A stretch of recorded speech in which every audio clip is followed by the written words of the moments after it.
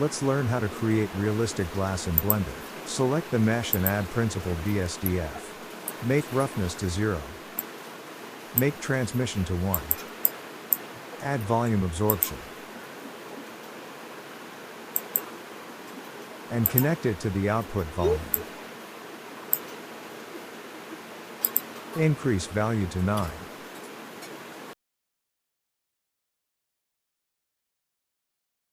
Change the color.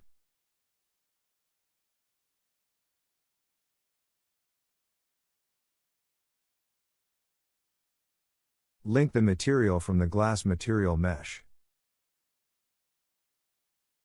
Then check the final render glass material is ready.